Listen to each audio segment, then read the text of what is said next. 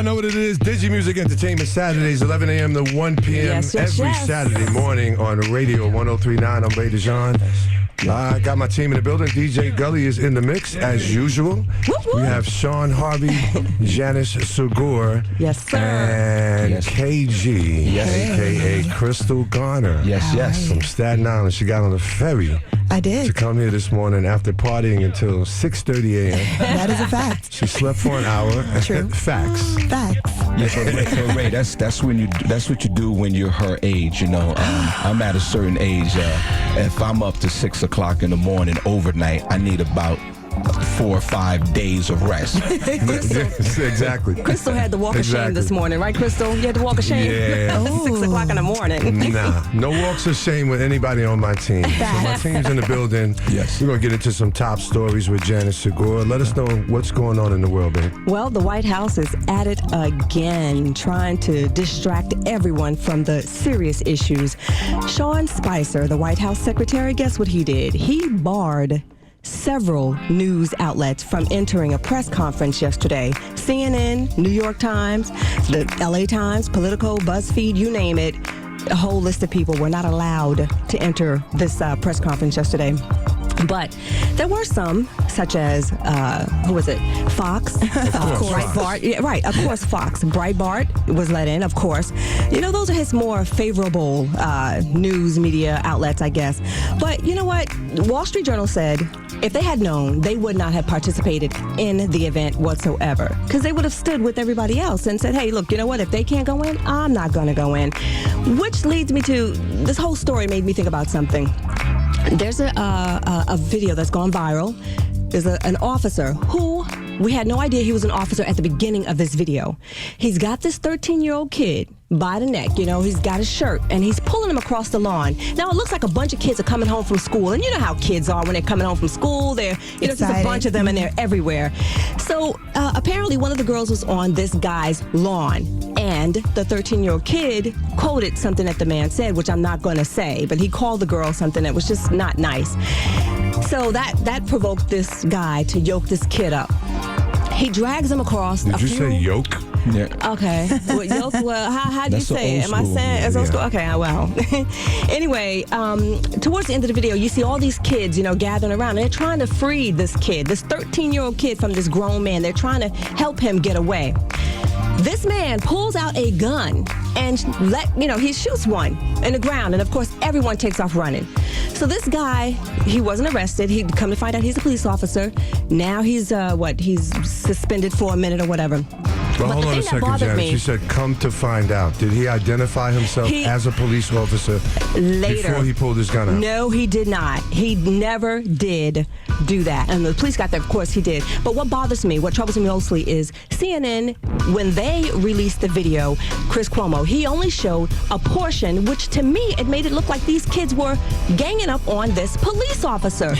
Why not show the whole video, Chris Cuomo, so that everybody can see exactly what happened? And it just made me think, you know, for a minute, okay, I can kind of understand what, okay, God forgive me, here I go. I can kind of understand what the White House is saying when they say fake news, because I feel like people could have been misled by this video that Chris Cuomo presented, CNN presented. That wasn't right. I hear you, and I definitely understand your opinion. But at the end of the day, right now, New York City is probably going to vote to get you off the show. Don't do that, y'all. I'm just, you know, we got to be open here, right? We got to show both sides, you know.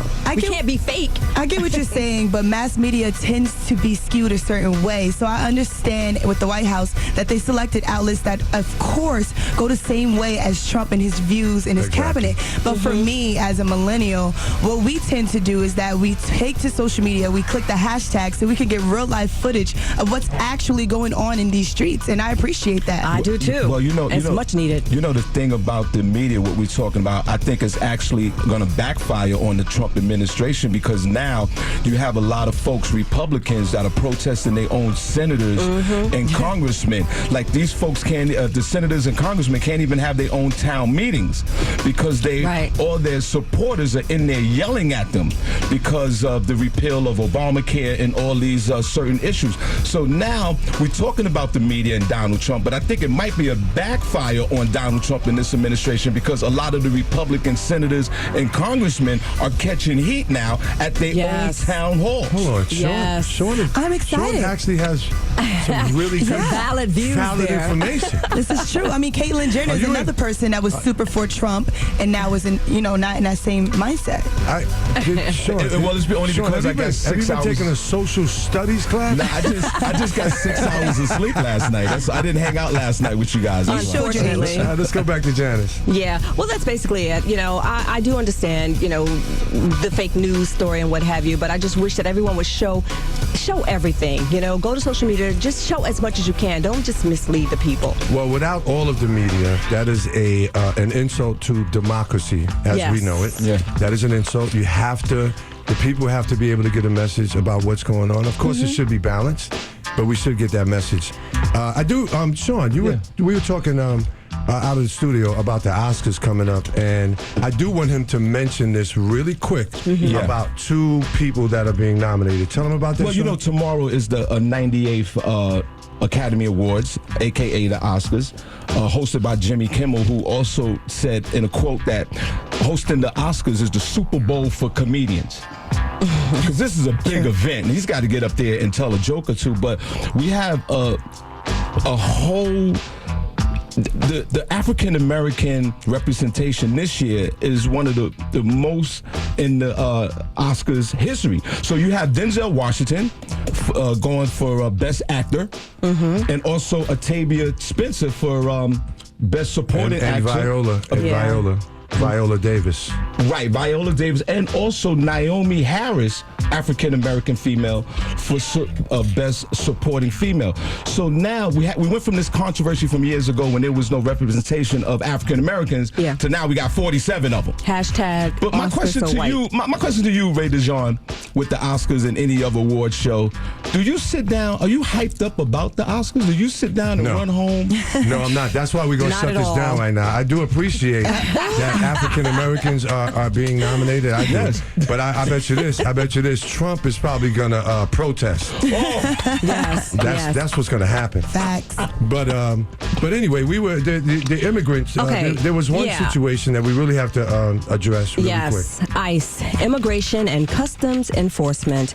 Well, Wednesday of this week, they forcibly removed. No, the ICE is coming. ICE coming. Yes, they are. They forcibly removed this woman from this undocumented woman from a Texas hospital Wednesday. She was scheduled for brain surgery this week, but of course they went and got her. 26-year-old Hernandez is her name, and they went and got her, and they apparently handcuffed her hands and ankles and escorted her out the hospital in a wheelchair. And I think this is that's horrible. Yeah, there's a lot of stories that are running around, but I want to bring it home. I don't know about you guys, but there are actual immigrants that are my neighbors. There are a lot of immigrants that have come into a lot of our neighborhoods. They're working. They're taking a lot of jobs, and then some of them are not doing anything. Now, overall, from a global perspective, people are saying that it's a bad idea what Trump is doing. However, let's bring it home. I need the callers, I need the listeners to call us at 855-718-1039. Tell us how you feel about the immigrants on your block. Tell us how you feel about sometimes, in some cases, and not all, that they are disturbing your community or they are taking all the jobs. I want to know how you feel about it. Call us at 855-718-1039. This is real in our neighborhoods. Well, Ray, let me ask you this question then, because the administration is talking about if you're an armed felon and you commit a crime and you're an illegal, you got to go. And then they have these misdemeanor crimes where someone used a fake Social Security number to get a job. That's still considered a federal crime. But should the family, should the mother have to be deported because of this crime and rip apart the family? It's a felony. It's a felony. Yes. Felony is a felony. I think it's a bad idea, but it is a felony. Right. They got to have some kind of boundaries. Are you for a family, a mom, that did this crime 20 years ago, and they're doing, she's a productive member of society today, and she's raising a family? Are you for the ICE to deport her. Are you for? Let's not be concerned about what I'm for. Let's be concerned about what the listeners are for. Exactly. Because we need them to call in at 855-718-1039. 855-718-1039. That's right. We got some people calling in right now. And yeah, that's right. Don't be concerned about me. Don't put me on the spot. That was a good way. A lot of individual cases. There is. Lots of individual cases that warrant different attention. Right. So we have to be open-minded about that. Have to be open-minded. We got Sean Harvey in the building, Janice Segure, and Crystal Garner. Yes. And we have a caller on the line. Caller, what's your name and where are you calling from? Hey, caller, are you there? Hello? Yeah, how you doing? What's your name? Where you calling from? Yeah, Max from Long Island. How you doing, Max? I'm all right. I managed a store with 23 illegal aliens, mostly Mexicans and El Salvadorians. And I got to tell you, they use these fake Social Security card numbers, and they're not entitled to refunds. And they work and they get welfare, and they tie up the emergency rooms. Come on, these people got to go. And if they commit a crime 20 years ago, you committed a crime 20 years ago, and you got arrested today for that crime, you still go to jail. Hey, you want to know something? Hey, Max. American citizen kids. Hey, Max, I relate to that. You know why I relate to that? I tried to go to Canada. I have a charge that I got charged with in 1981. 1981. And Canada said, you're not going in this country. Right. Period. Because I had this charge. From 20 years ago. That's right. 855-718-1039. We thank Max for calling in. We appreciate it. We're going to get into the mix with DJ Gully. G Flowers is in the building. Hakeem Sawyer's here. It's Digi Music Entertainment Saturdays right here on Radio 1039.